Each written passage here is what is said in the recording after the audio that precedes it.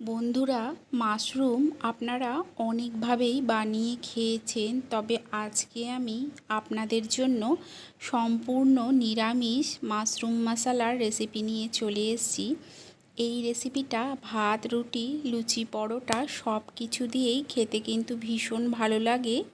তাহলে চলুন দেরি না করে দেখে নেওয়া যাক। আজকের এই রেসিপিটা বানানোর জন্য এখানে দেখুন আমি নিয়ে নিয়েছি কিছু মাশরুম। এগুলো বাজারে খুব সহজেই কিনতে পাওয়া যায়। জল দিয়ে হালকা হাতে মাশরুমগুলোকে প্রথমে ঠিক এইভাবে ধুয়ে নিতে হবে। সমস্ত মাশরুমগুলোকে ধুয়ে নিয়ে এখন এর মধ্যে হালকা একটা এইভাবে খোসা থাকে, সেটাকে ধরলেই দেখবেন সুন্দরভাবে পরিষ্কার হয়ে চলে আসছে। সমস্ত উপরের এই খোসাটাকে ঠিক এইভাবে টেনে পরিষ্কার করে নেব। এখানে দেখুন সমস্ত মাশরুমগুলোকেই আমি পরিষ্কার করে তারপরে রেখেছি। এখন সমস্ত মাশরুমগুলোকে আমি কেটে নেব। যেই মাশরুমগুলো একটু বড় সেগুলোকে ঠিক এই রকমভাবে 4 টুকরো করে নেব, আর ছোটোগুলোকে 2 টুকরো। যেগুলো বড় সেগুলোকে এইভাবে 4 টুকরো করে নিতে হবে, আর ছোটোগুলোকে 2 টুকরো করে কেটে সমস্ত মাশরুমগুলোকে রেডি করে দেখুন আমি একটা বাটিতে রেখেছি। আর এই রেসিপির জন্য যেটা দরকার সেটা হচ্ছে আলু। আমি এখানে যতটুকু বানাচ্ছি তাতে 2টো আলুরই প্রয়োজন হবে। আপনারা যদি বেশি পরিমাণে বানান সেক্ষেত্রে আলুর পরিমাণটা বাড়িয়ে নিতে পারেন। আলুগুলোকে ছুলে পরিষ্কার করে নিয়েছিলাম। একটা মিডিয়াম সাইজের টুকরো করে এই আলুগুলোকে কেটে নিতে হবে। কেটে নিয়ে জলে ভিজিয়ে রাখবো যাতে এই আলুগুলো কালো না হয়ে যায়। এখন অন্যদিকে একটা ছোট সাইজের টমেটো নিয়েছি। বেশি পরিমাণে বানালে টমেটোর সাইজটা বড়ও নিতে পারেন।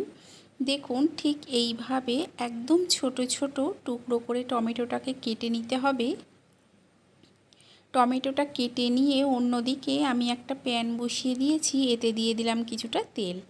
তেলটা গরম হলে ফোড়নে দিলাম গোটা জিরে আর একটা তেজপাতা। কয়েক সেকেন্ড ভেজে দিয়ে দিলাম আলুগুলো আর দিলাম লবণ আর হলুদ। এই লবণ আর হলুদের সঙ্গে মিশিয়ে নিতে হবে। প্রথমে এই আলুটাকে দিয়ে গ্যাসের ফ্লেমটা লোতে করে ঢাকা দিয়ে কিছুক্ষণ হতে দেব। কিছুক্ষণ পর আমি ঢাকাটা তুলে নিচ্ছি। তুলে নিয়ে আলুটাকে একবার আরও অল্প কিছুক্ষণ ভেজে নেব। ভেজে নিয়ে এর মধ্যে দিয়ে দেব কেটে রাখা টমেটোটা আর এর সঙ্গে 2টো চিড়ে নেওয়া কাঁচা লঙ্কা। টমেটো আর কাঁচা লঙ্কা দিয়ে আলুর সঙ্গে ভালো করে মিশিয়ে কিছুক্ষণ ভেজে নেব। ভেজে নিয়ে এর মধ্যে দিয়ে দেব হাফ চামচের মতো আদা বাটা, দিয়ে দিচ্ছি জিরে গুঁড়ো, এর সঙ্গে দেব হলুদ গুঁড়ো আর লঙ্কার গুঁড়ো।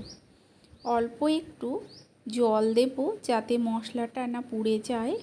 জলটা দিয়ে ভালো করে মিশিয়ে অল্প কিছুক্ষণ হতে দেব। এর সঙ্গে দিয়ে দিচ্ছি দেখুন কেটে রাখা মাশরুমগুলো। এই মশলার সঙ্গে মাশরুমটাকে ভালো করে মিশিয়ে মশলাটাকে কষিয়ে নিতে হবে। মাশরুম কিন্তু দেওয়ার পরই দেখবেন একদম নরম হয়ে যায়। দিয়ে দিলাম কিছুটা লবণ। লবণটাকে দিয়ে সমস্ত কিছুর সঙ্গে ভালো করে মিশিয়ে নেব। এই সময় গ্যাসের ফ্লেমটা মিডিয়ামে রেখে মেশাবো। এরপরে গ্যাসের ফ্লেমটাকে লোতে করে দেব। লোতে করে এটাকে ঢাকা দিয়ে কিছুক্ষণ হতে দেব। কিছুক্ষণ পর আমি ঢাকাটা তুলে নিলাম। দেখুন লবণ দেওয়ার কারণে কিন্তু মাশরুম থেকে প্রচুর পরিমাণে জল বের হয়েছে।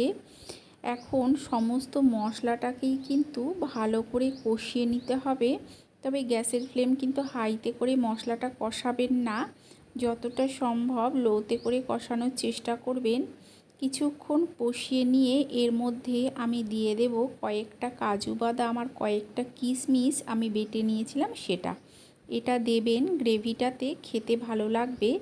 কাজু আর কিশমিশ দিয়ে সমানে কিন্তু এইভাবে নাড়তে হবে। কাজু কিন্তু অল্প সময়ের মধ্যেই কড়াইয়ের তলায় ধরে যায়।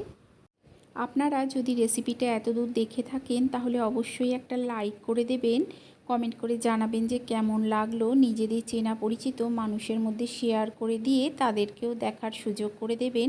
আর চ্যানেলটাকে অবশ্যই সাবস্ক্রাইব করে দিয়ে পাশে থাকা বেল আইকনটা প্রেস করে দেবেন।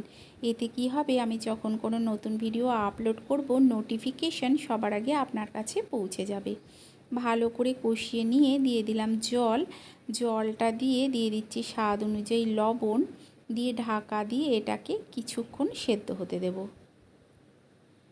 কিছুক্ষণ পর আমি ঢাকাটা তুলে নিলাম। তুলে নিয়ে একবার ভালো করে মিশিয়ে নেব। মিশিয়ে নিয়ে একবার দেখে নেব যে আলুগুলো ভালো মতো সেদ্ধ হয়েছে নাকি। আলুগুলো কিন্তু ভালো মতো সেদ্ধ হয়ে গেছে। এই সময় এর মধ্যে দিয়ে দেব আমি অল্প একটু মিষ্টি। যেহেতু নিরামিষ রেসিপি তাই মিষ্টিটা দিলাম। মিষ্টিটা দেবেন, খেতে ভালো লাগবে। আর টমেটোটা দেওয়া হয়েছে বলে এর স্বাদটাও ব্যালেন্স হবে। কিছুক্ষণ ফুটিয়ে সবশেষে দিয়ে দেব ঘি আর গরম মশলা দিয়ে গ্যাস বন্ধ করে ঢাকা দিয়ে দিলেই তৈরি এই রেসিপি। আপনারা এইভাবে একবার বানিয়ে খেয়ে দেখবেন, আশা করছি আপনাদেরও ভালো লাগবে। তাহলে চলুন, আপনাদের সঙ্গে দেখা হচ্ছে আরও একটা নতুন ভিডিও নিয়ে।